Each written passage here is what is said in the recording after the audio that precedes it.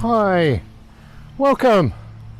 Well, we've nearly come to the end of our holiday, and after a very exciting evening last night where I took my lovely wife to see Lee Fields, the James Brown singer, up at the Kennedy Centre. She's picked today's trip, and believe it or not, we're really out of town. We had to go on the metro and on a bus, but we're here now, and we're at the National Gardens. And let me just turn the camera around so you can see where we're at. I've got a feeling here we might be here. We're visiting the National Bonsai Museum. So that means we're going to have a look at little trees and things. So that should be good fun. So stay tuned to this channel for an exciting visit and walk around the Bonsai Museum. But before we do that, we're going to have a walk around outside, I think. So they got some lovely plants here, I must admit. Yeah, it's a wonderful garden, it really is. Yeah, it's the National Garden. Yeah. Oh yeah. Look over there. Hang on. Let me just turn you around a little bit, and you'll be able to see in the distance those columns. Can you see them? Yeah. Well, those are the original columns of the White House. When the White House burnt down, apparently they took these columns away to reuse, but they didn't reuse them. They used new ones, and they left them here. Anyway, we'll walk up there later, and there's bound to be some information on it.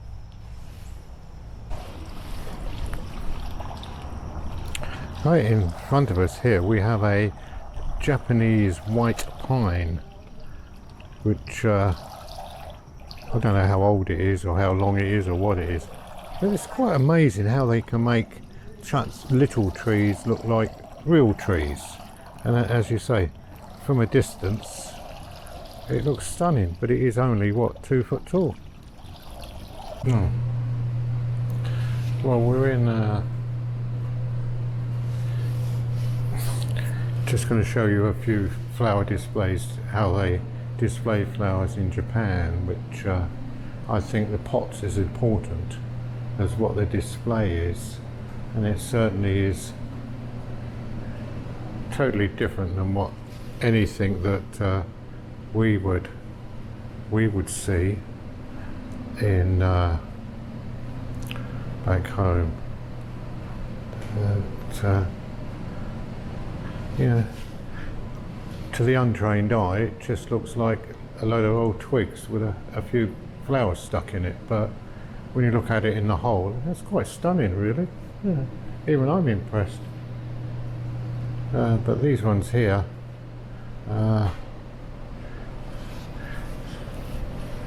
this displays in tribute to a past volunteer of the Bonsai Museum. So we'll just show you a couple more, or otherwise, like me, you might fall asleep. We'll just do the centre one, which is this one here, which again, a lot of twigs really, just with flowers. No, okay, yeah, that's really exciting. I like the way the colour depicts the, yeah, you know what I mean. Good, isn't it? Right, we're walking through a Japanese garden here, which is, yeah, very nice.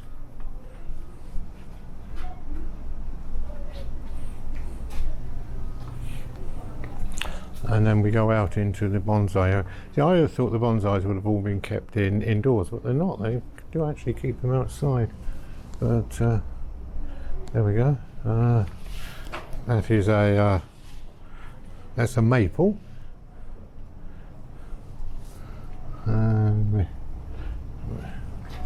Oh, there's another maple here. I don't know how they do it. They must just trim them all the time, mustn't they? Apparently it's all done by root control.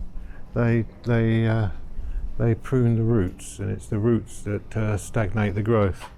But that doesn't explain to me why they've got little leaves and not big leaves. If I see anybody around that I think knows what they're talking about, I'll ask them so I can let you know why. I can understand how they can stunt the growth, but how can they stunt the growth of the leaves?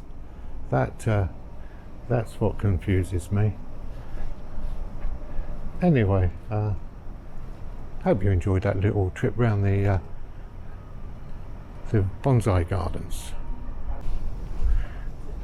You can see in front of us here we have a Chinese elm, but not only do they just display the plant, but if you take a close look inside, you'll notice there's a little fisherman there who's fishing, obviously, and then over here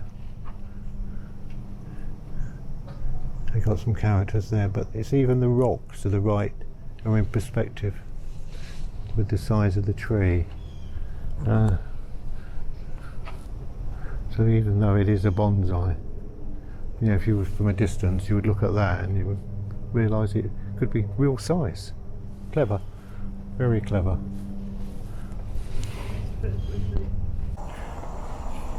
Right, in front of us here we have the original columns from the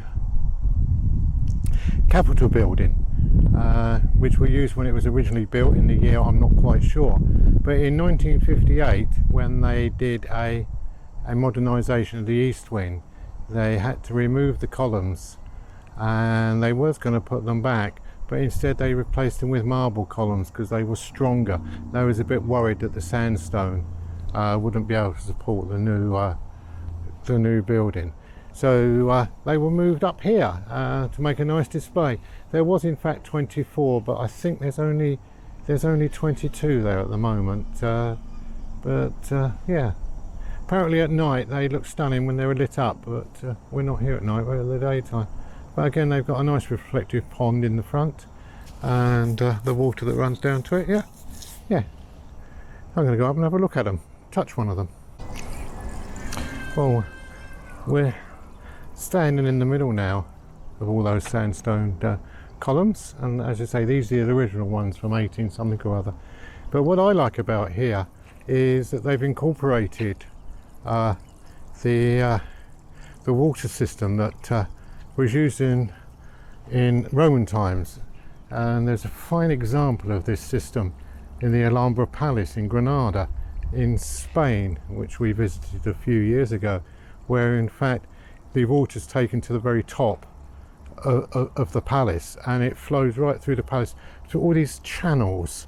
So no matter where you are, you've got access to water, and then it used to flow down through all the channels through the Alhambra Palace, which is what they've recreated here, and then finish up at the bottom of the palace in another lake. But people always had access of water all the way through. So Thames water, look out.